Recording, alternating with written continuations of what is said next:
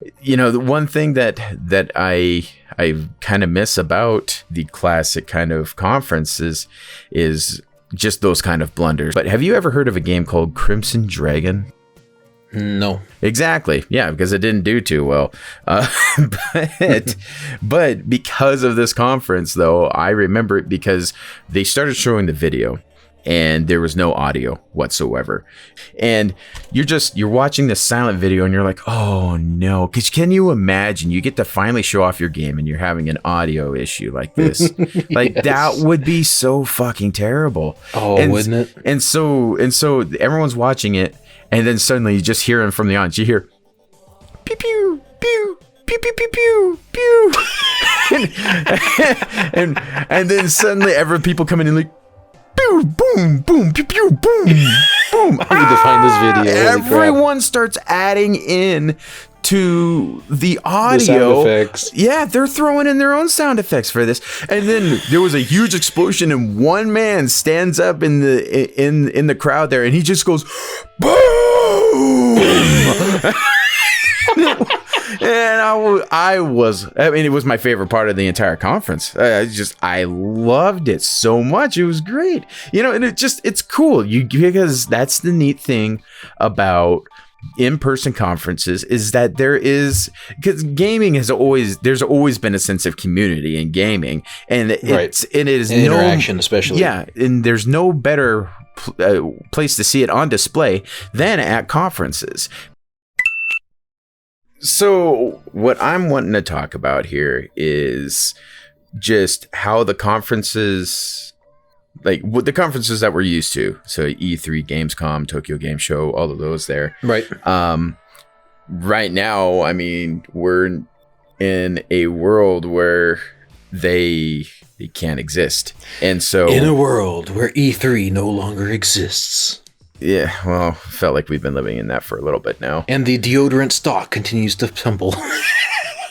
Yeah. Actually, no, it's never been that high, apparently, from what I've heard.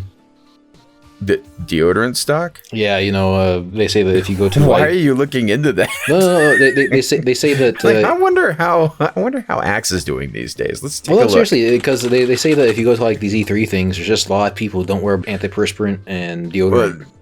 Yeah, well, I mean, there's always those people in crowds. Some people who don't wear if you get enough a or dense anything crowd, like that. and there's But I mean, people like that, man. I mean, it's like, well, yeah, exactly. I mean, everyone's shoulder to shoulder so much. You're waiting in line for 2 to 3 hours to be able to play some of the bigger games that are there, and in a sweaty hot auditorium. Those people. Yeah, and those people will stand on out. And it's not like that every single person in the world is super hygienic or anything like that. So they will stand out for sure. I'm just saying it's kind of like a healing aura or something like that. You walk around and all of a sudden it's like, wow, someone in this general 12-foot radius got a little bit of the funk.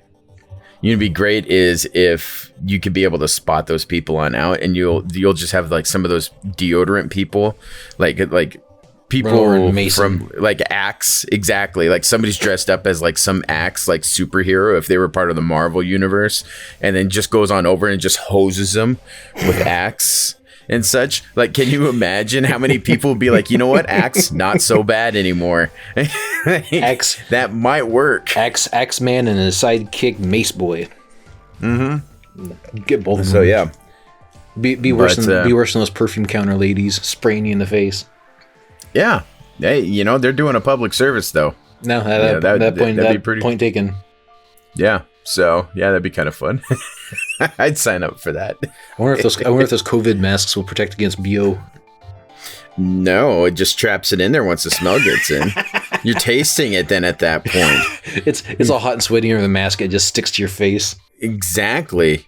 Before you know it, you got just this disgusting taste in your mouth thanks to Dale to your right. Like, oh. It's not just the BO you got to worry about. Now you got like bad breath. Because it just keeps getting recycled. You breathe it in through your nose and out your mouth. It just keeps on circling around. It gets worse and worse and worse. That's a whole new plague right there. Yeah, no kidding. Don't need that. What do they call it? Halitosis? Yeah. COVID halitosis. With the conventions, though, that right there is kind of one reason why maybe going digital isn't such a bad thing. I mean, I know that's not a reason that people would be like, you know what, I would go to E3, but the BO sometimes, it's like, you're not going to hear that as an argument or anything. Especially like when Nat and I went to 2019 London something. Oh, yeah. Yeah, I remember you talking about that, yeah. And, I mean, it's definitely fun to be like going around, you know, like looking at all the games and see the booths and things like that. So I know not everybody can get their ass down to like E3 or the Tokyo Game Show, but I see that there's definitely probably still a need for just having some floor shows. But I do think that I watch E3 on streaming, and I've never had any inclination to go to an E3. So I guess it just depends on if you're the kind of person who wants to go down there and get your hands on games, or if it's like E3 where it is just more of a press thing than you know, public entry. So who knows? Yeah, that's what I wanted to bring up on this whole thing. Really, this whole thing I wanted to be about just looking at how game conferences have always been, and then, you know, now that we're in this new time where, you know, we can't have any of those right now and everything's going digital, you know, what all we might be able to see, like the pros and cons of that, and such. So it's so far, I mean, been kind of interesting. Some things certainly haven't changed, and so, you know, we'll see how it goes. But hasn't things like E3 been on the downside even before COVID? Well, I mean, Sony pulled out, and Nintendo's been out for ages. They've been doing their Treehouse. So yeah, with E3, for the most part, it has been on and downhill. I mean, Microsoft has been just running with the torch on that one there, and they've been doing really well with it. I mean, ever since Phil Spencer took over, the Microsoft press conferences have been pretty solid. You know, at the very worst, maybe like high tier mediocre, but they've done really well under Phil Spencer, and they're not flashy or anything like that, like how Sony's usually are, where they're trying to make it more of an art piece kind of experience, which I absolutely respect, because they've done some really cool ones. Giant enemy crabs. So joking. Yeah. But yeah, Nintendo's been out for a while. Sony doesn't really have a reason to go for the most part. Yeah, maybe not. I mean, but didn't Microsoft always kind of have like the glitz and glam? Like they'd have like the big race cars for the Forza presentation, and they'd bring in like Alice in Chains guitarists and all kinds of shit. That they don't really bring out musical acts. That's usually more other third party people that will do that. They will. I mean, Forza, every time Forza comes on out, they'll always have like some kind of fancy Lamborghini or Ferrari on out there and such. Last year was really cool though, because they brought it on out, you know, it's kind of shadowed. So you're like, oh, look at that, another car. And it was them introducing their Lego DLC. Nice. And the entire Lambo was made out of Legos. And it was cool as shit. That is cool. Like it was badass. I mean, the door was raised up and everything. You're just like, fuck, wow, okay. I'm sorry, I judged too early, but it was really cool. You know what they did there. I mean, last year they knocked it out of the park with their E3 conference, because not only did they do that there, but I mean, then CD Projekt Red was able to go ahead and have the actual big announcement for Cyberpunk. And, you know, Keanu coming on out. And I mean, how many people throughout the internet was going around saying, no, you're beautiful. Like, it became a meme, and it all came out from E3. So, I mean, in the time of the internet, where things like that can just go viral so quickly, game conferences, like in-game live conferences like that, can be able to shake things up, get even more people listening, because they want to find out where all of these memes and all that stuff come from. It's pretty it's pretty interesting how that all happens these days. But yeah, I wonder the E3 though before was just definitely on a it's always been just kind of sliding downhill every year. But yeah, sorry, what were you gonna say? I was gonna say that wasn't Sony dropping out kind of through financial issues, because I know like their game development sector of the entire Sony corporation is kind of the only one that's really making money, because Sony Pictures has been kind of bleeding money when they haven't, before they teamed up with Marvel to do, Spider-Man Homecoming and stuff. Mm-hmm. But I was wondering if it just wasn't a financial decision, because, you gotta fly people down there, you gotta set up booths, you gotta, rent space and get a time slot and all this kind of stuff. Maybe they just went the Nintendo route where it's like, it's just easier, cheaper, and more efficient to just do like a stream that you watch. Mm-hmm. So I don't know. To me, I feel that Sony stopped doing it because, for one, there was a bit of a backlash on their last one, where they had everybody moving to different rooms that were set up to have the atmosphere and looks of the games that they were showing off in that spot. So like that little dance hall that the Last of Us 2 video was in, that's what the room looked like that everybody was sitting in, which I thought was really cool. That was kind of neat. What they did, they just kind of made it a little field trip through games. Some people aren't looking for that and all that stuff, but I absolutely respect going the extra mile to just make you feel games, because now more than ever, that's what the gaming industry is that it's trying to make you feel these characters, because we've got the technology because to the only do place it now. to go, So I thought it was just kind of a neat slightly thing. And again, it's kind of on a curve, is because you can only get so realistic. The only place to really go is to add more sensory besides just visual. Exactly. So that's what they were going for. And then there was the backlash about when they were showing off the what is it called? Ghost of Tsushima? It wasn't the one with the dude playing the flute. I can never. People were complaining that a white guy was playing Japanese Ghost music. of Tsushima.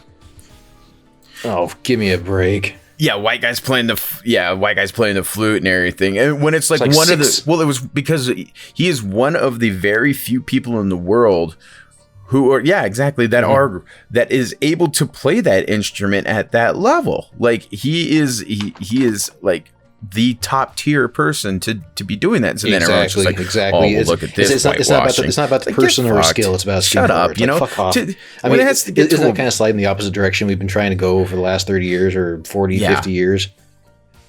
But whatever. Yeah, it's ridiculous. But yeah. So I think honestly, after that, and with just all of the production that they put into all of their shows, Sony's like, look, we can save up a lot of money by not doing these shows. Plus, they don't have a lot to show off here anymore. Because honestly, I think that's what it is, because they're really looking, they could kind of care less about third-party games because everybody's getting them. Why are you trying to showcase third-party games that are going to all consoles when... Right. Unless you have a God of War or an Uncharted or something like that you can show that year, what's the point of showing off other people's stuff? Yeah, exactly. And that's what they went for on that last one they were part of. It's like they were all exclusive...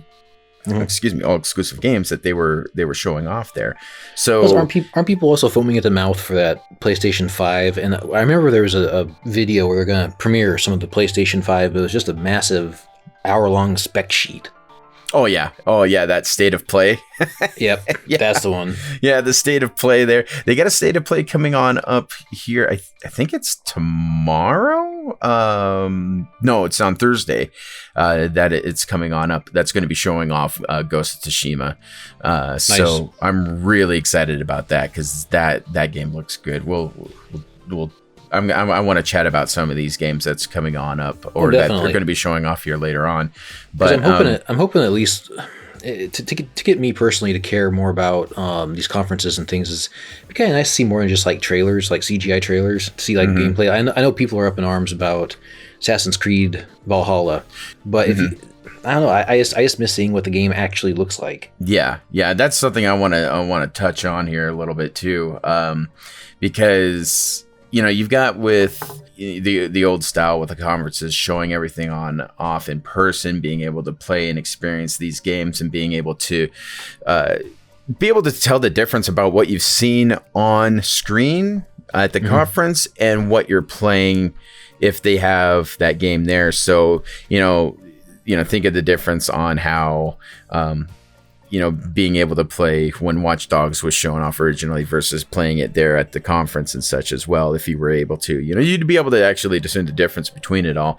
And I feel that with the new style here with going digital and such there, that nothing has really changed in terms of how some companies want to show off their games, such as Microsoft with showing off on how the Xbox is going to be super powerful. Granted, I mean, what they were showing was it was rendered, but it wasn't actual gameplay. It was just a rendered video of what they think some gameplay is going to look like. And technically, we're at that point, you're doing the same exact thing as what Watch Dogs did, with Ubisoft with Watch Dogs, because that's what they did too.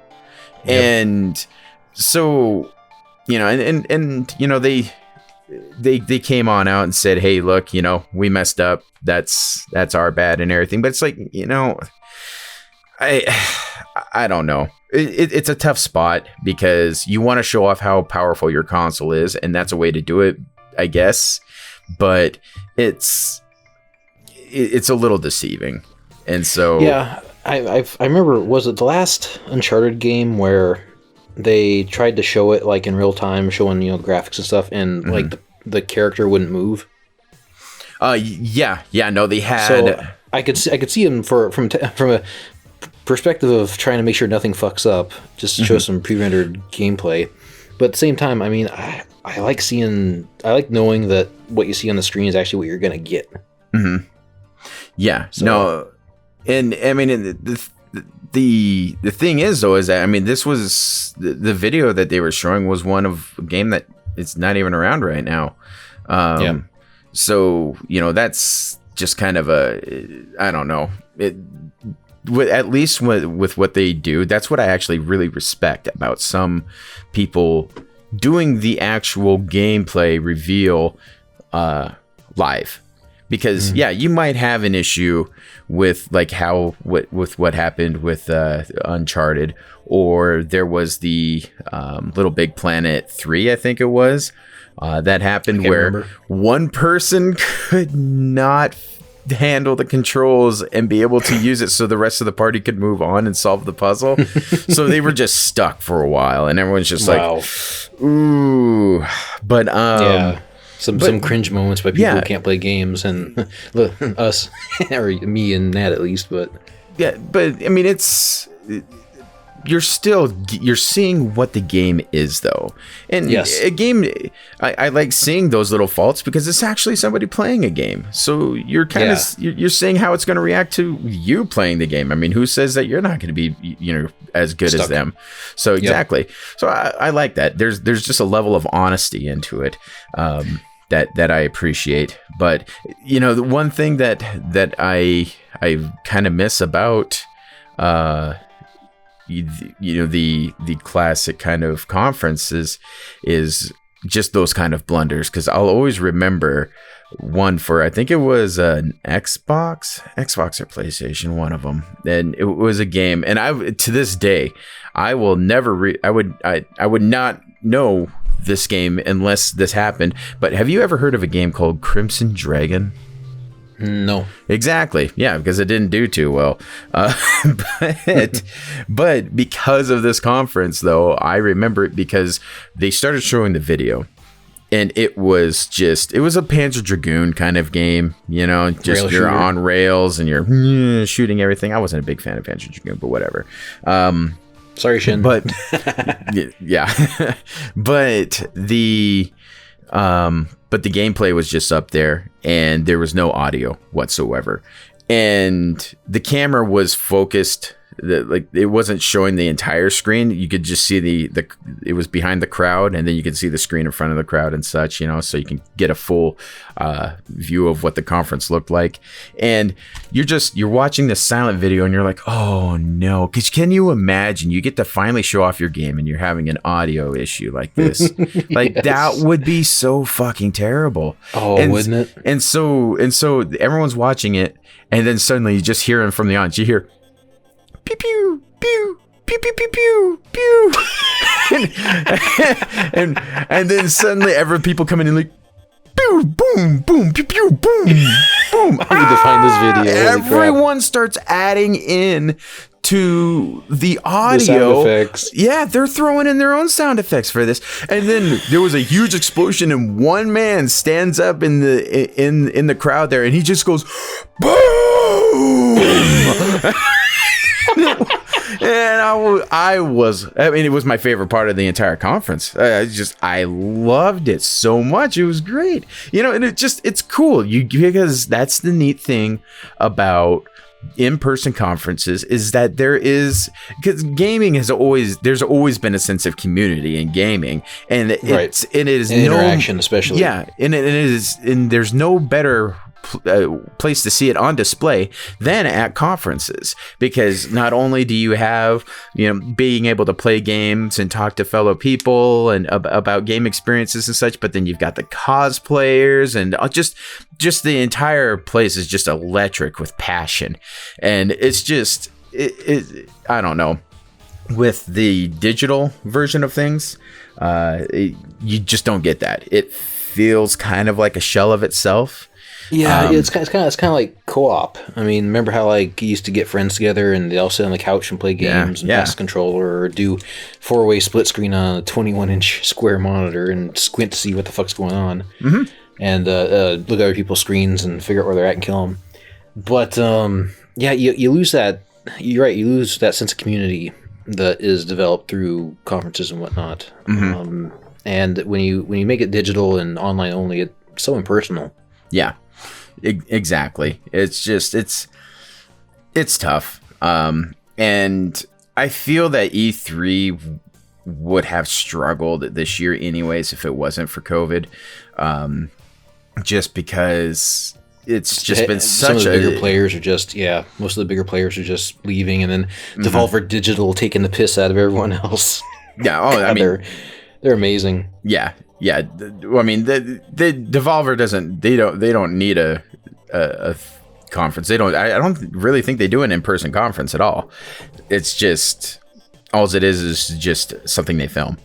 So is it? No, yeah. Okay, because I remember watching their Devolver videos, and I'm like, oh god, they're really taking the piss out of E3 and the whole hype machine, where people who obviously don't play games or pretend like they play games. And you get people like Mr. Caffeine and that one lady. Mr. Caffeine, I love that guy. No, what a guy! But you're right. With the live conferences, you do get some of these spectacular mematic moments. I mean, some things are just so meme worthy; it's just not even funny. Like Nintendo, some of the Nintendo stuff, like the Nintendo Band thing, where everyone's up on stage holding a Wiimote. And that was good. That was really terrible. Oh my god. And I wonder if that's not why Nintendo kind of pulled out, is because everyone was making fun of all their conferences.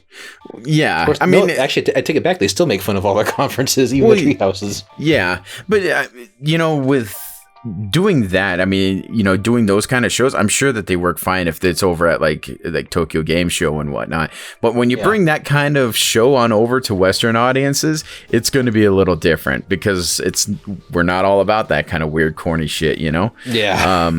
So we're not into this weeb culture. Yeah. Not all of us anyway. Yeah. But with Nintendo and such here too, though, the amount of entertainment that they can be able to put into those is a little limiting.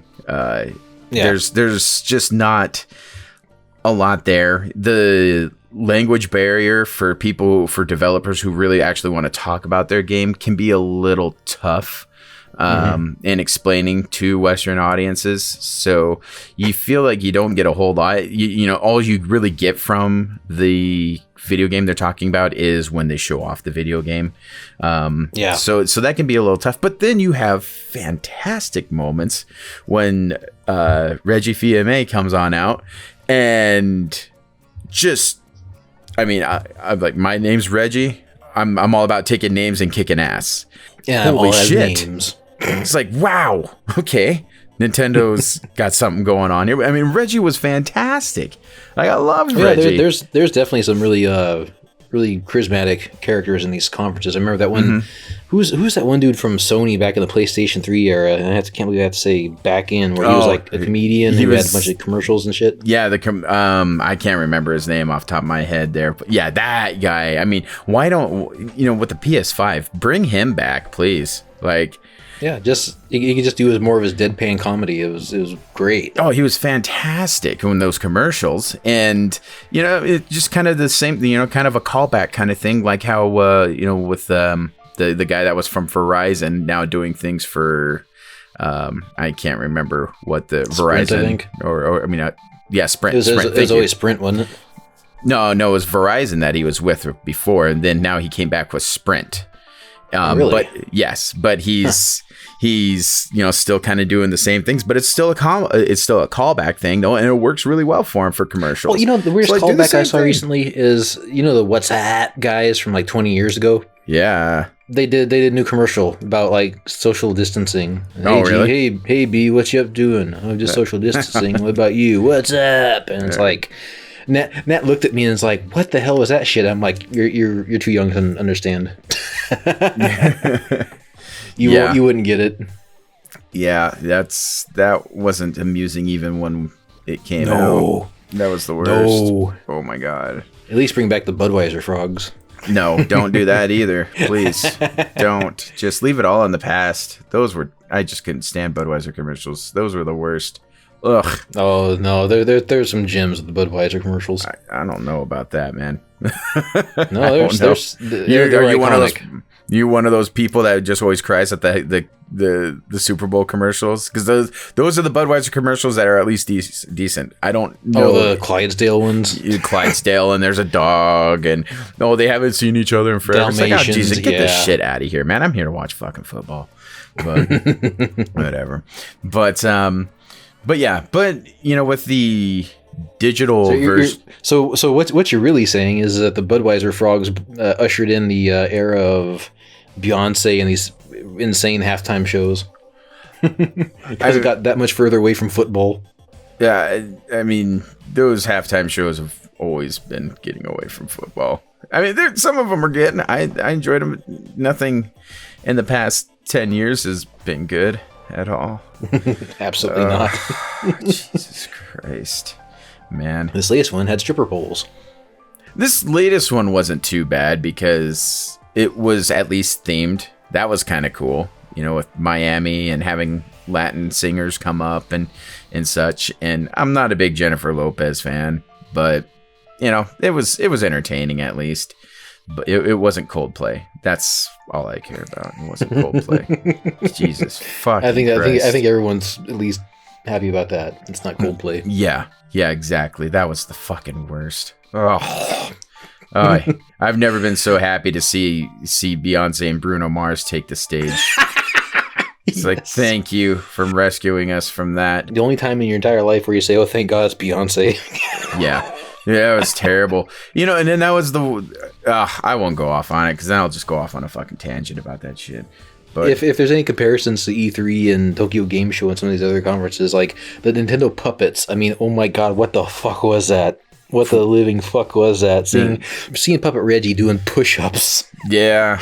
Jesus. They always stretched out a little bit for those. No, but the memes, I have a GIF on my phone of like all three of the two puppets, Miyamoto and Reggie, doing like a little left and right head shake, and all of a sudden you see Iwata like just walk by and just do this like little wave thing with his hands, float by left or right. Oh God.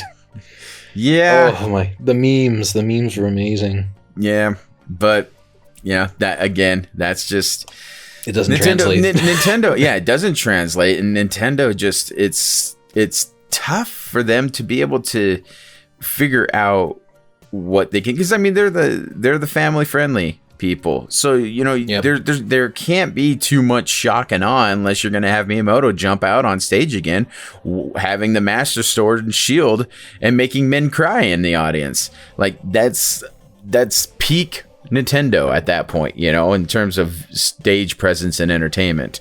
There's just not much more that they can be able to do. So it's I don't know. The only skit that I genuinely thought was hilarious, in not like an ironic kind of way, like a meme way, was who are those cosplayer guys? A group of cosplayers who do like Nintendo cosplay, and they do like Mario Kart racing and stuff in real streets, and they dress like characters. And I do know. It doesn't matter, but anyways, two guys were running around through the streets like they're dressed as, I think, Mario and Luigi. And there's just, acting like idiots, and all of a sudden they round a corner and there's Miyamoto standing there with a look on his face like, what the fuck? And the guys stop and just kind of wander away like, oh crap. Yeah. Oh god. Yeah. Some things, I don't know. It's interesting with Nintendo. It always is. I don't know. But and then just outside of those, of the big three, the other ones always have something entertaining. As stupid as it is, Ubisoft with their Let's Dance things are always just like, how can they make it worse this year? And that's always, I always have a lot of fun with that. It's always interesting to see what some of the other ones will do. And kind of cool thing about those two is that they would release everything about the games and such and just be like, hey, and guess what? It's available now, kind of thing. It's like that was always kind of cool. Not to say that they can't do it now, but well, that's what I'm wondering is if it wasn't for the insanity of things like Mr. Caffeine and the Puppet Reggie and some of the other weird shit that we've seen over the years. Mm-hmm. It would just be people walking out and saying, hi, this is our trailer. Okay, here's the game. Bye. Yeah. So I don't know. It's a little bit of weirdness.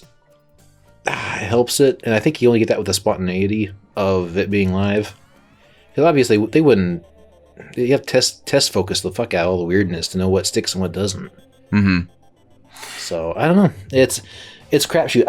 I like the digital angle of these conferences being in front of live audiences, just because, and again, like you said, with the people going pew pew pew and boom, that was cool. You definitely get the community involvement with that, but I don't know if I just go straight up Treehouse with everything from here on out. I don't know, it'd just be a bit too sterile. Yeah, exactly. I really hope that I feel that now with things going digital, things aren't going to go back to the way that they were, at least for E3. Oh, no. I think we're going to see maybe a fall off of actual in-game or in-person game conferences. I see Gamescom still being thing, Tokyo Game Show, all of those things. PAX and that kind of stuff. PAX, Game Developer Conference. Yep. But if you can afford a $1,200 ticket or whatever the hell it is for a game developers conference, Jesus Christ. Yeah. But it's Game Developer Conference is still one of the more important ones though, because that's where all tiers of people or developers could really be able to show off. Like I was really bummed to see that. I mean, it's rescheduled now for August 4th to August 6th. So that's good to see. GDC is amazing. I mean, if you ever go on YouTube, look up the GDC channel for Game Developer Conferences. You got people who are veterans of the industry talking about art and gameplay and theory, and it's just amazing to hear some of these people. Mm-hmm. Yeah, no, it's to me, I think Game Developer Conference is one of the most important ones on out there, just because there's so many projects to be able to show off there. It's the TED Talks of video games, except in a good way. Yeah, no, it is pretty good, but yeah, I don't know. One person I'm gonna miss because I absolutely love. I know that there's people who don't enjoy the company or whatnot there, but Todd Howard for Bethesda, like that dude is an absolute rock star. Like the charisma that rolls off that guy is just, it's infinite. Him, making fun of, I can't remember what it was exactly, and everything's like, well, I know there's one game here that you all absolutely want me to talk about here. It's got a massive fan base. It's just been heralded as one of the biggest games of the last 10 years. And then he goes in, he's like, Fallout 76. just completely just trolling the entire audience and acknowledging that, yeah, this game has not there were been some good. mess ups. Like so like you got to give him credit for some of that stuff. But people in my experience are more forgiving if you're a little bit self-deprecating. Mm-hmm. Yeah, no, it's I enjoy it because it's just kind of owning up to your mistakes and such. So, but yeah, I don't know. But yeah, so now with all of this digital stuff here, then have you had a chance to be able to check out anything from the Summer Games Fest? Nope, I haven't seen a thing. I've been doing tech support all weekend. Okay, gotcha. It's been literally one dead computer to another. Yeah. So and editing our previous podcast, which I need to get out. Yeah. But no, anything good? So, I mean, they had the Microsoft Inside Xbox stream. That happened on May 7th, which was, I mean, it was cool to be able to see what the Xbox is capable of and all of that, the new Xbox. But then again, like I said, everything was rendered. So it's just essentially just kind of, those Unreal benchmark videos that used to be released, that's what kind of what it felt like. I remember the one for the PlayStation 3, and it looked like it was going to be the most realistic looking thing with the new Unreal Tournament models and shit, and it's like, oh man, this is going to be an amazing console, and you get it and it's like, oh, it's a little bit better than previously. Yeah, exactly. So there was that. There was some good and bad with that. And then the one that came on up today with the big game reveal was the Tony Hawk 1 and 2 remake. Yeah. So nice. Which I'm kind of I'm not against it. I'm not hell out of those games. Tony Hawk 2 was freaking great. Yeah, well, I loved them both. And so, they're keeping the soundtracks for them there. Then they're adding in the revert. Nice. Because the revert was from 3, and it was funny talking, because Geoff Keighley was talking, and can we all just give a big thank you to Geoff Keighley, because if there's anybody that's carrying the torch all by himself with making sure that games are celebrated the way that they should be, it's him. Doing the video game awards, this Summer Game Fest and all that. I mean, like, this guy has just been single-handedly doing so many great things, so thank him for that. Yeah, you see Kojima doing his acceptance speech. Yeah, that was fun. He's got a translator up there, right? And Kojima's talking, and there's no break. He's not pausing to let the poor translator. The translator's like, fuck, I got a lot to say. I gotta remember all this shit. I know that the translator's trying to memorize like a 20-minute long acceptance speech by Kojima, and you can almost see like the sweat rolling off his forehead. You get the panic in his eyes. Yes, there. If the camera did a slow zoom on him, it would just be the most like cinematically tense thing you'd ever see. Because but Kojima's talking like we are right now. And it just would have been funny if the translator just grabbed the microphone and said, "Thank you." Yeah, right. Exactly. Jesus Christ. That's, I always feel bad for translators when things like that go on, because it's just like, man, what can you do in this case here? Oh, but excellent memory. That's all you can do. Yeah, exactly.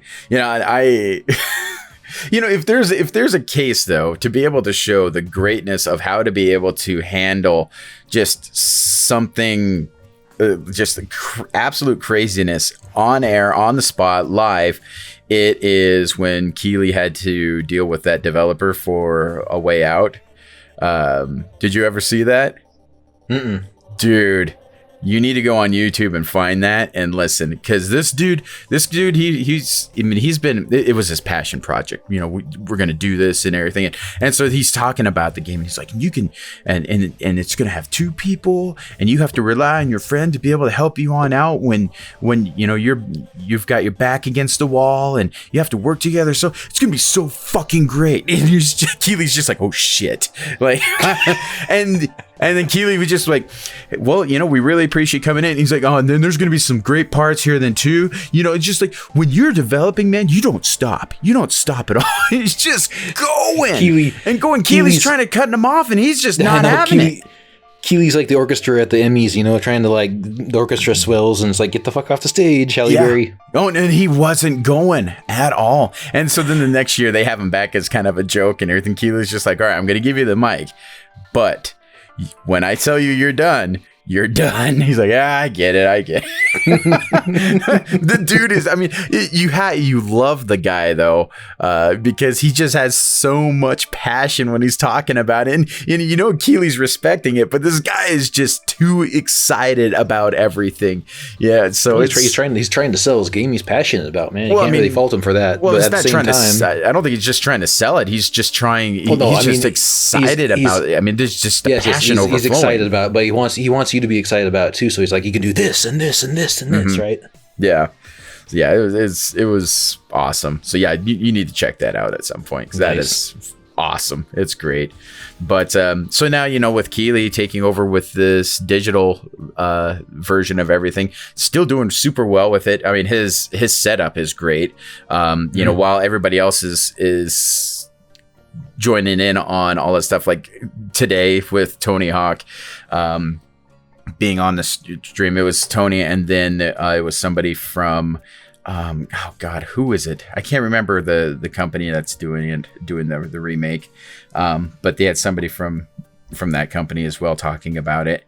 And Tony's stream was freezing from time to time, so and the other person was all right there, but I mean, Keighley's, there was no break at all. Like, he's got a solid setup to be able to make sure that everything's like, everyone can hear him clearly, and there's no errors on his side and everything. So he's doing a really good job. But yeah, with it was kind of funny listening to them talking about, because that's the cool thing about this, is that it gives time for people to talk about their game. So it's more of it's a reveal and an interview on it. And so, you know, he was able to talk to him about, you know, like, is there anything new that you guys put in that wasn't in number 1 and 2? And Tony's like, revert. We put in revert because how many times have I talked to fans about, you know, oh, it was great when the revert came around in Tony Hawk 2, and they're like, no, that came in 3. And he's like, oh shit. And so they talked, and they're like, we need to have at least the revert in number in this 1 and 2, because it's just it changed the gameplay so much for the better that you know, be able to just keep linking combos. So that's cool. But you know, it's a really neat thing about the developers or the Summer Game Fest is that developers can be able to pretty much kind of schedule whenever they want on this thing. So I mean, it's kind of an E3 that lasts throughout the summer. You know, anybody can be able to just kind of reserve a time and just say, hey, you know, we have something here that we want to do.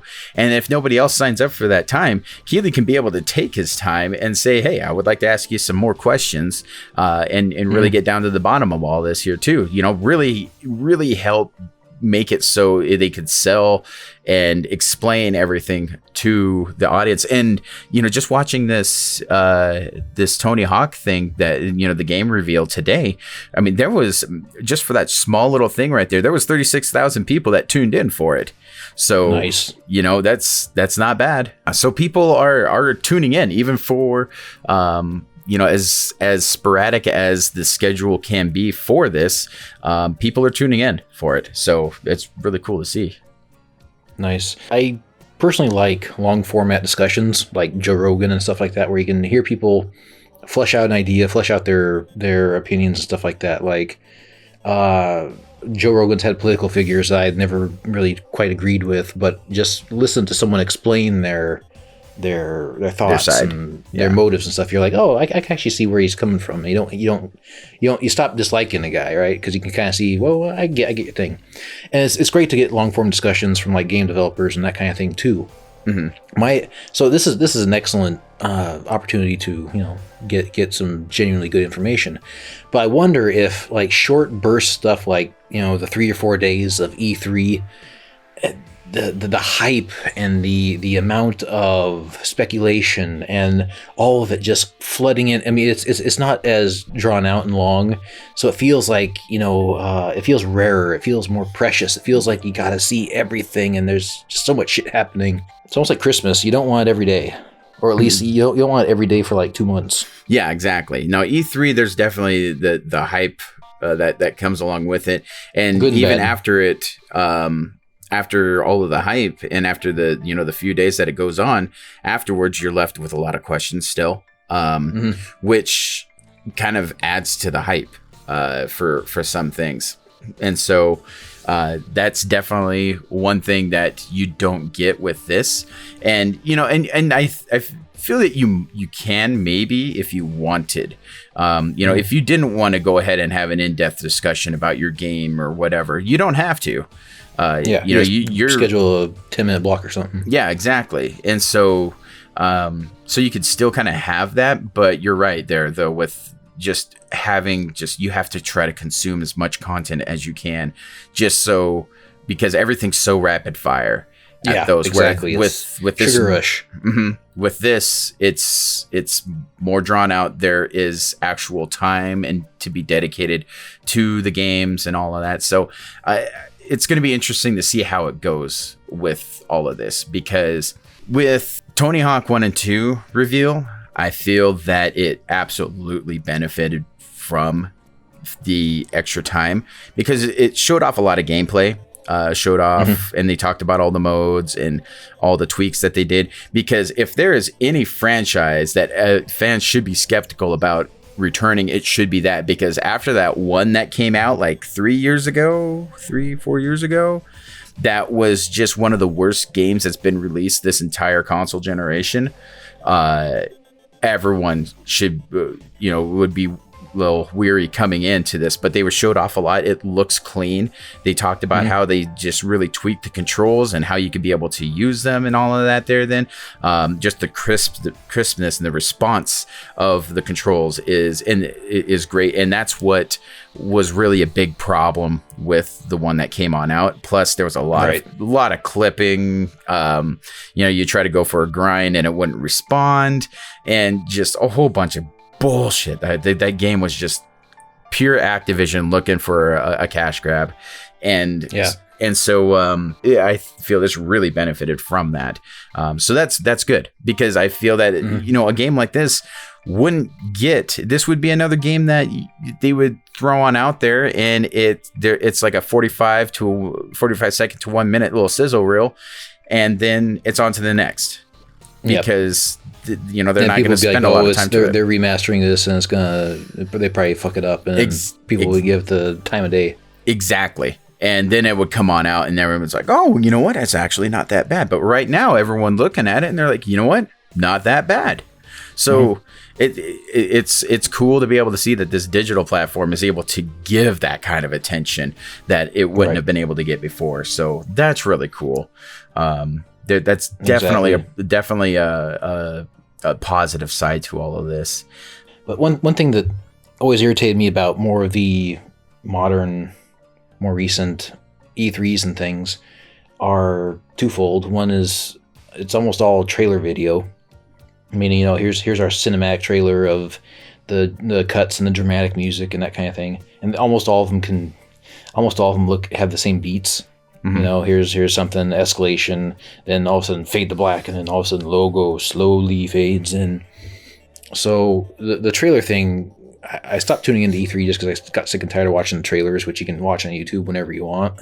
Yeah, but you get the reactions and everything. I'm still an absolute nut for them. I love it. I can't get enough of it.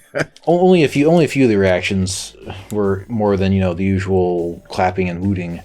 If it's something spectacularly wrong happens, then obviously there's that. But other than that, like The Sims 4 was announced, and all you hear women, but mostly women cheering, just because that's kind of the demographic they usually shoot for, virtual dollhouse and all. And Nat can attest to that. I wouldn't say virtual doll. Okay. Yeah, the Sims is a virtual dollhouse. Sure. That's one of the heads of Maxis and EA said. All right. This guy's making this architect tool, and he's like, "Oh, I can turn this into a game." And one of the heads up saw it, and it's like, "You just made a virtual dollhouse." Yeah. But people like it, so I'm not gonna fault them for that at all. But yeah, definitely that one reveal where they revealed EA revealed Sims 4, and it was just women just shouting, and it's like, whoa, where'd that come from? I mean, but female gamers like games. Hey, nothing wrong with that. No, I mean, yeah, I just thought it was funny. It just hit me really odd. But the other thing that always irritates me about a lot of these E3s and things is you see the trailer, and even if you do get like gameplay footage, and it's like coming out in 2025, and it's like fucking hell, because you always get like trailers for things that aren't coming out that year. I mean, that's how it's always been, though. I know, but it's just still Bethesda's annoying. pretty good. Bethesda's been pretty good about it. Whenever they do releases, a lot of the time, unless it's Elder Scrolls, a lot of the time they're coming on out within the year. So they're pretty good about things like that. But I mean, these conferences and all that they're there to show what they're working on. So to be able to make it a requirement for them to be able to have those games coming out that year, it would greatly diminish the amount of games that we would see showcased, I think. Yeah, maybe. I just remember like some of the games that you see or even get canceled before they're even released. So you get hyped up about. There's one where it was like a Devil May Cry game, except you get a dragon. Mm-hmm. Can't remember the name of it though. Scalebound. That's it. I knew it had scale in the title. But Platinum Games. Yeah, and Platinum Games make such good shit. They make Bayonetta. I know. I was really excited about it. It was an Xbox exclusive. It looked good. And I was like, hey, this looks great. And then it's canceled, and it's like, fuck. Yeah, so it's a bummer. This game you've been just salivating over for like maybe a year or even 2 years, however long it is, gets shit canned, and it's like, fuck. Why do you think that they show these games so early? Like God of War 3, I mean, I remember that had trailers like at least 3 years before God of War 3 at least came out. Yeah. It's just to sell consoles. Be like, hey, guess what's coming around the corner, guys, and get your console now. And I don't think it's that. I just think that it's developers. I mean, if you're working on a really cool project, wouldn't you want to show it off? Yeah, but I want to show it off closer to when I'm actually releasing it, so that hype doesn't fizzle out before it's time to get the game. But then you could be able to use that hype though, or not that hype, but you could see, like what people were looking at and getting an idea of the game. You're showing it off, and then you could use those people's reactions to see if what you're working on is good enough or not. So, you're kind of throwing it out to a what do they call little control groups? Yeah, test group. Thank you. So you're throwing on out to a test group there and just kind of figuring out, like, is this something that we want to keep moving forward to? Like, what is everybody's reactions to it? I think that that's what people are looking for, along with just wanting to show off their game and such. So, and just be able to add the interest to it. So yeah, I think that's what it is. I don't think it's some big console cash grab or anything like that. I mean, consoles sell themselves. It doesn't. They don't need games sell consoles, don't they? Because I mean, if Xbox has specific exclusive, that the PlayStation 4 didn't have, then you get the Xbox. To better put it there, it's not one game that's going to make it so people go and buy a console. That's true. That is true. Because there are several games on PlayStation 4 I would like to have and still don't have a PlayStation 4. Yes, there's a lot of good ones on there. And that's why I don't have an Xbox, is because, I mean, Halo's never grabbed me. I've never been a big fan of the story. I felt it's always been lacking in storytelling, good gameplay and such. But I mean, outside of that, I mean, then you've got maybe Gears, which is fun, but it's not. It's nothing I'm gonna go. So I mean, they just don't have the exclusives that I want. And so many of their exclusives are going straight to PC. Mm-hmm. So yeah, I just don't. I don't need an Xbox in my life. Yep. But yeah, so I don't know. I feel that's a good way to go about, just showing things off. Is I don't mind seeing it a few years early. And if it does get canceled and whatnot, I mean, that's that is it's a bummer, but it's things that we can always be able to take a look back on, and even developers to be able to take inspiration from. Yeah, exactly. Take torch and run. Yeah, and I mean, remember way back, what was it, like 2005 or something, 2005, 2006, when Final Fantasy Versus was shown off. And I don't. That's too far back. Oh yeah, dude. Final Fantasy Versus came. When was that shown off there? Then Versus, isn't that a mobile game? Let's see here. Versus Final Fantasy Versus. It was a long time ago. I mean, I'm looking one here. Then Final Fantasy Versus official gameplay trailer. It's the newest trailer for the long-awaited action game, and this was back in 2011. This game was talked about just a long time ago. I think it really was like 2006, something like that. But that's what turned into Final Fantasy 15, and it was right. And the only reason it came on out is because people kept the fans kept the torch alive, really, on that. Kept pushing for it. Exactly, because they're like, hey, we want updates. We want to know. We want to know. We want to know. We want to know. And then the director dropped on out, and so then the other director jumped in. He says, hey, I'm going to change a few things. We're going to keep working on this, though. And then started making Final Fantasy 15. Things got a little stagnant, and they said, look, we're thinking of maybe canceling it. Fans were like, fuck no, we want this game. They're like, okay, sorry, we got this. And then released it, and to me, I absolutely loved it. I thought it was a lot of fun, and was kind of the building blocks for the combat system in Final Fantasy VII Remake. Wasn't Final Fantasy Versus, wasn't it supposed to be like Final Fantasy 15, 14, or 13 or 13. Something like that? Yeah, it was 13 13 Versus, right? It was Final Fantasy Versus 13 is what it was. Something like that. Yeah. It was a spin-off or something. Yeah. It was a long time ago. Yeah, but, that's why I didn't recognize it. Yeah.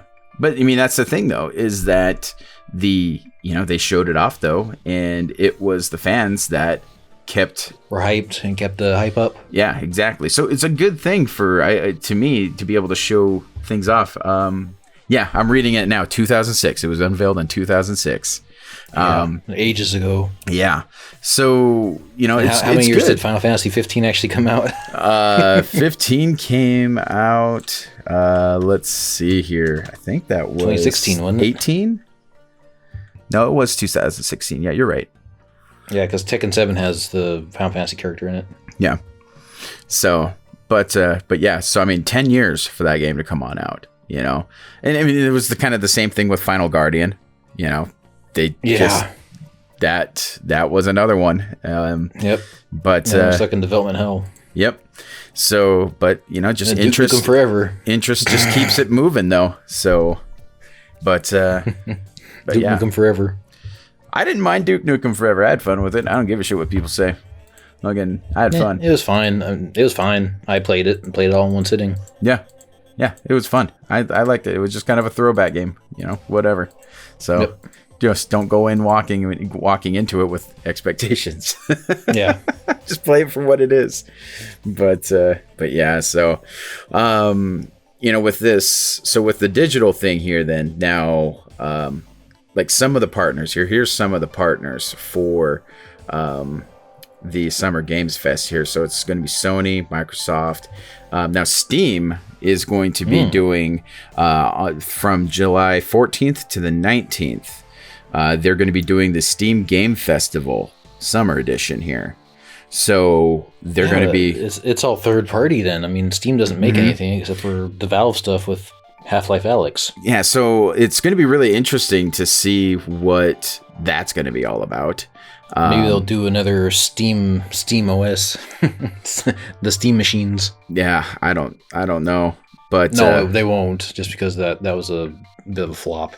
Yeah, I know nothing about that, so I wasn't a part of the Steam community. The one thing that actually came out of it that was good was more Linux compatibility with a lot of games. Gotcha, nice. So we'll see what that's about.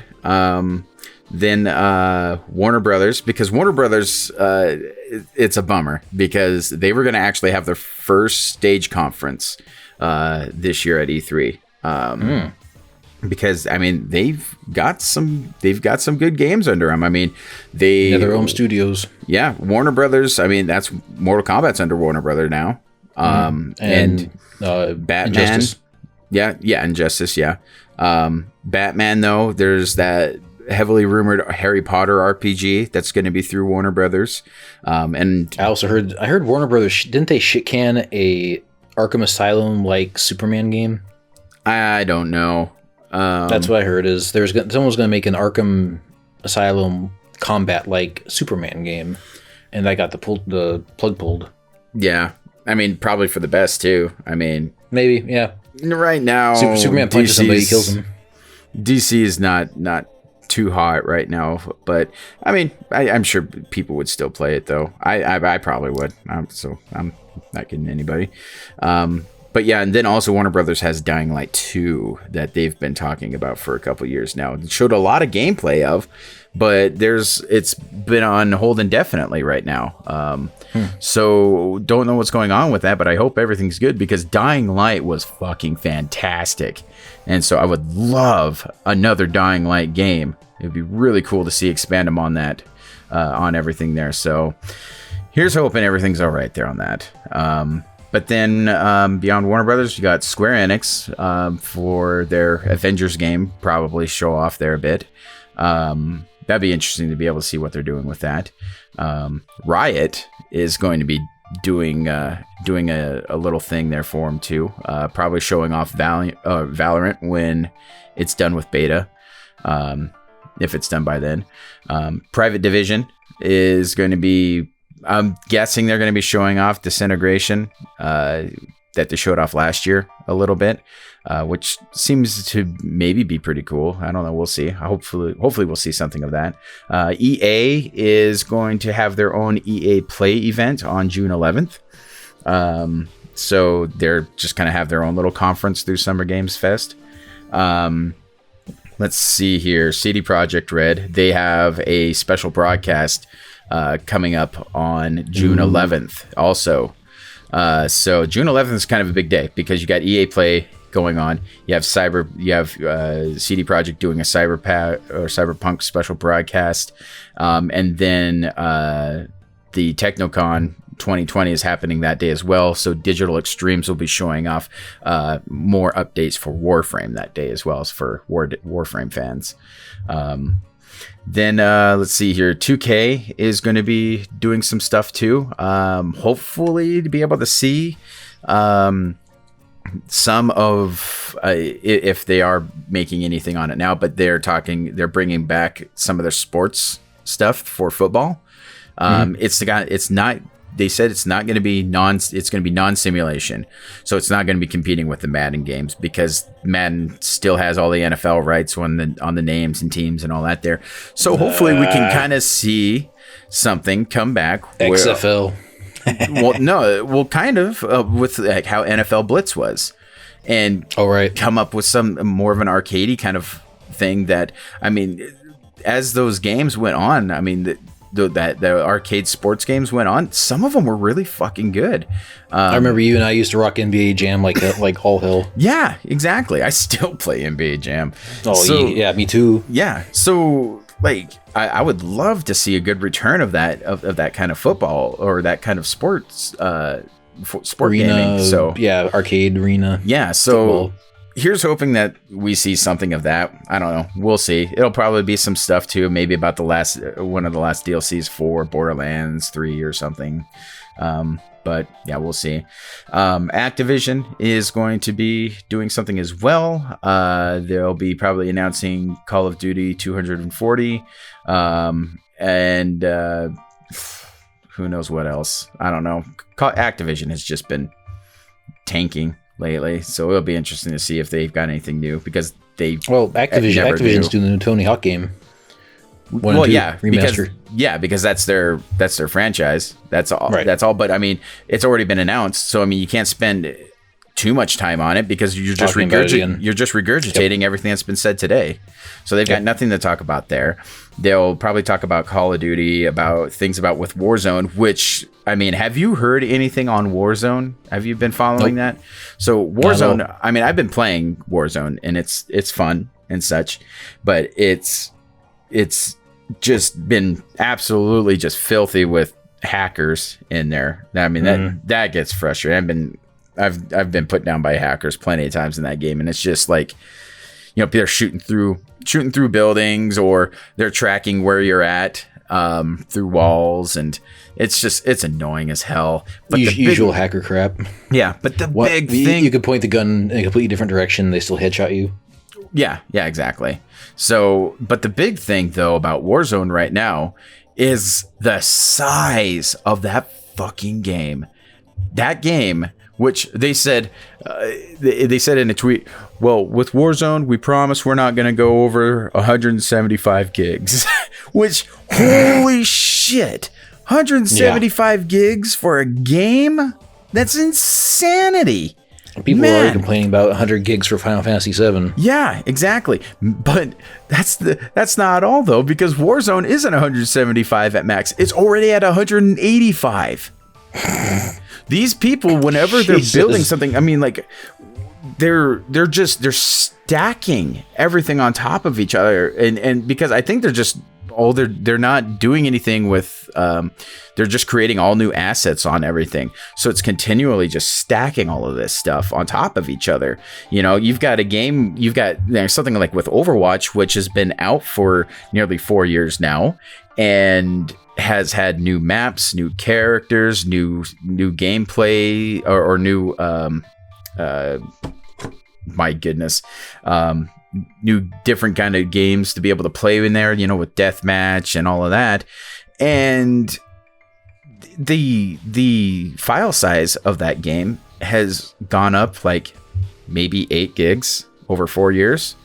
Whereas with this Battlefield, I mean, it's been out for not even 6 months, and it's skyrocketed, and it's only going to go up from here. So that's interesting. I don't know. It's fun to follow, at least, just the chaos of it all. But yeah. Anyways, beyond Activision, Bethesda is going to be doing something for Summer Game Fest as well. I don't know what. I would love to see them talk about Deathloop, which was a game that they showed at E3 last year, which looked super intriguing through just the little trailer that they announced there, the cinematic trailer for it.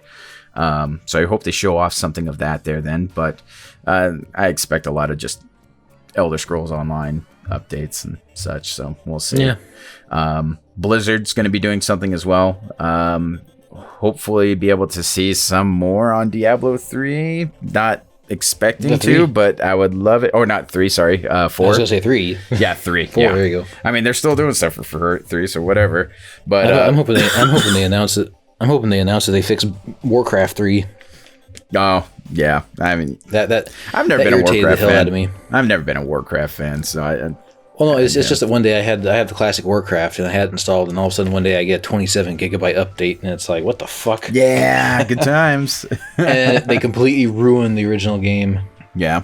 I mean, I didn't. You don't get the upgrades like the upgrade version, and it was just a complete rewrite of the game. They bloated the hell out of the original. I was like, what the hell? So, whatever. That's a bummer. Yeah, that's a bummer. Delete. Right-click delete. Yep. Yeah, I don't know. Hopefully we'll see some things get get fixed up for that. Maybe, I don't know. We'll see. But I mean, I'm just kind of more or less just expecting just World of Warcraft content be announced, or maybe a little update on Overwatch, talking about maybe Overwatch 2, where they're at right now on that. So we'll see. Yeah, sounds about right. But Bungie is going to be doing something, and that I'm kind of excited about that. I've never been a massive Bungie fan. I mean, I've played all the Halo games and such, and I've unfortunately played Destiny 1 and 2. Those are I am not big fans of that franchise, just because if you want to actually play the game, you have to pay like ultimately $200 nearly with all of the DLCs and all that. It's like every buy your game, own Warhog Jeep at that point. Yeah, every base game that comes on out is just so fucking bare bones. And they're like, well, we'll just wait for the DLC. No, I don't want to. I want to actually play the fucking game. There's no matchmaking. That's why I don't like pay to win kind of stuff. Yeah. You know, we'll give you a small chunk of the complete game for the full price, and then you can nickel and dime it. It's like buying like a hamburger and all you get is like a bun, and it's like, oh, you want the meat? Well, yeah, you got to pay extra. I mean, I don't mind DLC, but just make it so there's content to start with. There's good DLC when it's like, oh, you guys like this game? Okay, well, we'll add on to it. Yeah, exactly. Then you're paying the developers to continue creating for a game, like the new Mortal Kombat 11 DLC. It's like, damn expensive, but they created a whole new. They added friendships. They added new characters, a lot of stuff. New story campaign. Mm-hmm. Yep. No, they threw in a lot of stuff. And as far as the game itself, mechanic wise, like I love how it feels. Like it's a really good shooter.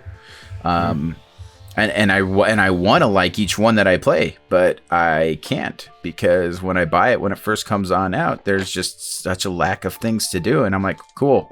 What do I do now? Nothing. So it's just kind of boring. Nothing. You wait for the DLC, damn it. Yeah, exactly. you buy the season pass, and then season pass 2, and then season pass 3. But what I'm excited about, though, is that this is going to be their first anything really post Activision, because if you remember, they left Activision because they were just like, you know what, we're going to take our creative minds elsewhere and become independent again.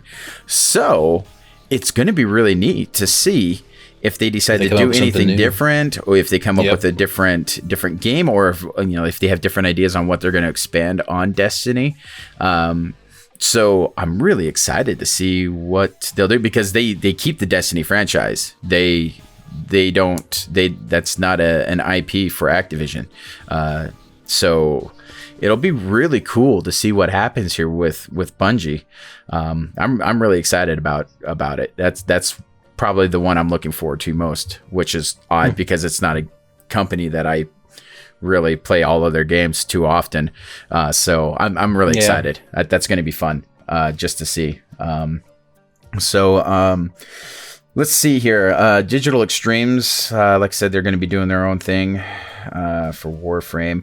There's they haven't booked anything yet for Sony, but there's a possible review or reveal in June about the PS5. So we'll see about that. Ubisoft specs. Yeah. Hopefully that'd be nice. And then Ubisoft hasn't said anything. They're not part of Summer Game Fest. So they might be just kind of doing their own thing, or they just might pencil themselves in at some point. But Ubisoft has got a lot of stuff to talk about. I mean, Beyond Good and Evil 2 they announced it a couple years back, and then it's just been quiet ever since. Well, that's another game series that kept getting teased in a bunch of different conferences and never actually became a thing until more recent. Well, it wasn't teased. It's what the fans wanted. There was a lot of clamoring for it. So yeah. So I mean, it's good to see it happening. But all we have is just that cinematic trailer, which was cool. But multiple. Would like to know more, please. So we'll see. But Ubisoft also has Watch Dogs Legion, which looks cool as fuck. That one looked fun. Yeah, I'm pretty excited about that. Gods and Monsters, which looks interesting. like to know more about that. And every year I hope, and my hopes are shattered along with my soul every year, because Ubisoft does not give us a new Splinter Cell game. So Sam Fisher, where the hell are you? Here's me hoping yet again that we get something for Splinter Cell, because I mean, they already have Ironside doing Sam Fisher for voices for other games, like the Ghost Recon series and such, where he is Sam Fisher. He's reprising his role in them, but it's like, where the fuck's the game though? Like, I want to be Sam Fisher, not just get missions from him. So, I mean, I don't know. We'll see. I would love it though. The Splinter Cell franchise is just so much. It was so much fun, and it'd be great to be able to get us another one. Stealth games, really good stealth games, are not. I mean, there's not a whole lot of them, and whenever the good ones are released, like whenever the good ones are released, though, they're huge. So just do yourselves a favor, make a Splinter Cell game, make me fucking happy, and then we're all good. Scratch that Metal Gear Solid itch. Yeah. I mean, even Metal Gear Solid, I don't know. I'm kind of done with Metal Gear Solid games. I never even played 5. I have it, and I was given it for free, but I was just like, I don't know. Well, everything's so convoluted at this point. I mean, it's Kojima on steroids. Yeah. His co-writer left, and all of a sudden it's just like fiery whales. Did it even matter whether he had a co-writer? I mean, the whole thing was all. I mean, the entire series story was all just like fucking weird. So. Yeah, well, no, it went genuinely way off the rails once that co-writer left after 3, I think it was. I didn't even notice a difference in storytelling. Like, it just got more and more convoluted. Just all weird. I mean, after 2, 2 seemed to be all right. It was working out all right until the end, and then you're like, wait, what the fuck is happening? Information dump. Yeah, it's like, what? And I just couldn't follow it after that. I was like, all right, well. I just kind of like pretend that like 1 and 3 are their own standalone things. Yeah, because you don't have all the political intrigue. Is just like, we're gonna go in here and try getting a nuclear device or a nuclear robot or something, and it's like, okay, this will just be its own thing. Yeah, exactly. I don't know. Minnesota Fats just said, Matt, in our Discord, he said, Matt, how bad? Yeah, horrible grammar, dude. How bad luck is it? And this guy's from Minnesota, but I guess that explains it. Matt, how bad luck is it when 2 games are announced on the same day and they are fundamentally the same game with different titles? And he's talking about BPM, bullets per minute, a rhythm game, and a game called Gun Jam gameplay trailer. Gun Jam. So apparently, I guess they're rhythm shooter games. That's cool though.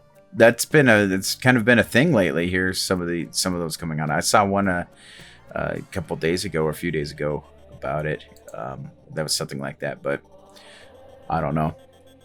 But I mean, I don't see it as a bad thing though. I mean, it's cool that rhythm games are still trying to find their place.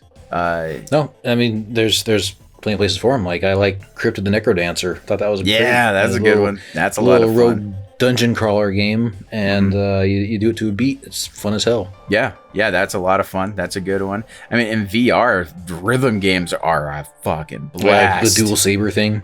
Yeah. Oh, it's so good. So yeah, that one's pretty sweet. Beat Saber. There's one from Harmonix, the people who created Guitar Hero and Rock Band. They've got their own as well. So there's isn't that a throwback to like one of the original IPs, like one for like a PlayStation 1? There was Amplitude was the sequel. Yeah, that was it. Sorry, it was Amplitude. Yeah, Amplitude was the sequel. I can't remember what the first one was. I've got that one somewhere. Fuck. Still, I mean, the rhythm games coming out are, again, the more games, more options. I mean, there's going to be something for everyone. That's what matters. Yeah, exactly. Rhythm games are just fun. You just kind of lose yourself in them, and it's just a good time. As long as it has a cool theme and it has good beats, that's all that matters. Mm-hmm. Yeah. I spent more than enough money on all that shit. I spent like $250 on downloadable songs. Yeah, Rock Band. For Rock Band too. Oh my goodness. And it was absolutely worth it. Guitar Hero, Rock Band. I would make that same decision again. Guitar Hero never had any DLC because they just... It was on PlayStation 2, wasn't it? Well, no. I mean, it was, yeah. But the Rock Band franchise in general rarely had much DLC to be able to have. I mean, compared to... Rocksmith. Well, no, compared to Rock Band released a new downloadable song every day. Oh, gotcha. So, yeah, they had tons of shit. And even let the community get on it too. You can download. That was really cool. I saw an announcement, and I do like Rocksmith when it's great. Guitar Hero, except you get a real guitar and you can play the actual songs. Yeah, Rocksmith's cool. They just recently announced that they're stopping development on DLC for Rocksmith 2014 because they say they're hinting at a possible brand new Rocksmith. Nice, that'd be good. That'd be cool. Especially since those cables that they include suck. Yeah. Half the times the thing doesn't really work all that well unless you get the 2014 edition, but still. Anyways, should we wrap it up here? We got a lot of stuff. We talked about conferences. We talked about the good and the bad. We talked about why live conferences are still important, even though everything's going digital. Just like people are going to want to go to a restaurant, even though you can have delivery. Mm-hmm. I mean, COVID's making delivery a hell of a lot more popular than restaurants, but people are still going to want to go to a restaurant. So people are going to still want to go out and go to a conference. Personally, I don't know why, but I like just grabbing like some pizza or something and chips and just like watching it online. That's me. Watching what online? The conferences, like E3 and stuff. Oh, yeah. I mean, they're fun online, but man, if you said, "Hey, Bob, you want to go?" and oh shit, yeah, oh dude, I'd be in 100%. I would. Well, these new ones that you're talking about they sound way more interesting than just an E3 where it's just like there's this, blah, and Mr. Caffeine. Yeah. Where you can actually sit down and like listen to the developer say, okay, we did this, we learned from this mistake. This new one's going to have this, and actually get some insight. I think that's great. I think that's way cooler. And it gives a lot of insight back to them too, because if people, you just see the reactions on it there, then they can, since they gave a detailed description of how things are going to go, they can get a detailed description on what people didn't from the like. Crowd. And so it works out pretty well. Now, one of the things, and I'm just going to kind of use this question to kind of wrap up. Isn't one of the things that kind of put a nail in E3's coffin? Them trying to make it more journalist focused and not public focused. Like they didn't want so many people who were just people out in the public, average Joes coming to the E3. They want more just like press people. Yeah. So what about this? Are the live attendees more press junkies, or are they the whoever can just get a ticket? For like how it should go forward in the future then? Yeah, exactly. Okay. Obviously it should be for anybody who could just get a ticket. I mean, obviously the press guys will have tickets up the ass, but I still think the public should be allowed in. I think they should. I think it's tough because the amount of space, I imagine, can be a little tough. I know years ago that was a big issue, and that's why they had to move it from Anaheim, because they couldn't get funding to be able to create a bigger space, because they had to do with like taxes on hotels and all that stuff. And they didn't get enough like city funding for it. So I think just with the amount of space that they have to be able to do things, mixed with journalists trying to do their job, mixed with fans, fans want everything, because, like I paid to be in here. I should be able to do what I want, kind of thing. And I get that 100%. Yep. I mean, it's not entitlement. I mean, you paid for it, you should be able to have access to plenty of things, but I feel that the line is very much blurred when a developer wants to show off their game to the public and the journalists at the same time, because journalists, they get a lot of cool behind the scenes looks that the public doesn't. And it's just, how are you going to separate those two? It would be not to mention they get first crack at the booths, don't they? Yeah, exactly. So it's just it's tough. I think it'd be very tough to be able to do those kind of things at the same time. They, if anything, maybe a couple of days where the journalists can be able to do, be able to run around, see all the booths, do all other things there, get the behind the scenes stuff. And then the days afterwards is where the public can come on out. But and then the conferences will just have to, you can have the journalists down at the bottom, and then you can have some fan seating in the back or something. Right. But you want to give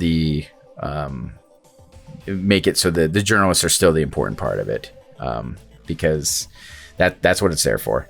So I don't know. That's my idea on it. That's what I would want to see. Well, that's the hardest thing to do too. Is, I mean, I might disagree with some of the journalist stuff, because I think that, like you said, if you pay money to get in there, you should be able to play at the kiosks and stuff like that. Oh yeah. But if there's limited room, then obviously the developer chooses to have the journalist be the one who gets prime treatment, because they want a good write-up for the game they're promoting. Yeah, and that's why there should be, the first couple of days the journalists can go on in, and then that makes sense.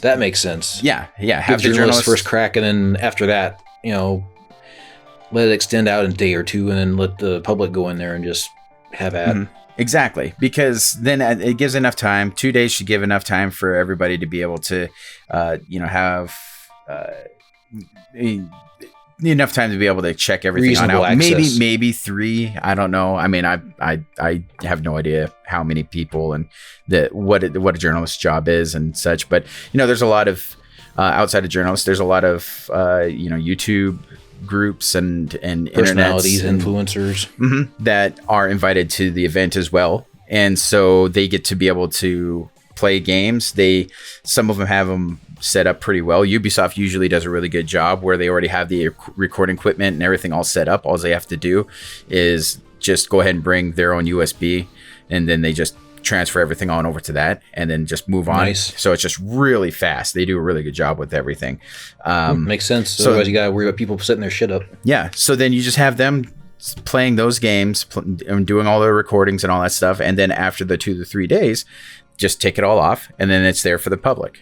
I think that might be the best way to go about it, but that's coming from somebody who has no idea about how those jobs work, or never been to one of the conventions in the first place. So yeah, like I said, I think that E3 really had nailed. I really think E3 was set back by making it more journalistic centered, and kind of pushed the average people out. So I don't know. You're right. There's a tightrope to walk. Mm-hmm. But I do think just making, if you can extend it out a day or two and make sure everybody can get in and use your stuff, makes sense. Yeah. Maybe not financially, but it makes sense. Yeah. See, that's the thing, is that they got to figure out how to be able to make it work financially. Rent the space, and yeah. Yep. That's tough. It's really tough. So I'd hate to see something like E3 go, just because it's. But isn't PAX doing pretty strong? I mean, they have PAX in most of the major cities now. Yeah. Yeah, no, the PAX started when I was in college in Seattle. Mm-hmm. Yep. So it's still been going pretty well. It's still going strong on that. So, but with PAX, I mean, you don't have the kind of announcements and presence that E3 does. Yeah, that part's true. I mean, PAX is more consumer orientated, where PAX is for the gamers. Certainly more, for sure. Where E3's always been for the I feel that E3's always been for kind of the journalists, though. And so I didn't fault them for saying, hey, we're just going to be doing journalists, because as much as people want to be there, the focus is that they want to try to be able to make it so the word gets on out. And the best way to be able to do that is through journalists. I mean, word of mouth is great and everything, but back when they were doing it then there wasn't a huge word of mouth through the internet. Now there is. And so, having people, your average gamer coming on in and checking it on out too, can do some work as well. So just trying to split it up so both can be able to do their thing would be a nice medium. But yeah, if it's financially feasible. Yeah. And that'd be and within the space. I mean, you're going to have a lot of upset fans that wasn't able to get tickets because there's only, instead of being able to get tickets for 4 days, there's only limited to 2. And doesn't get access to things like a convention or anything like that.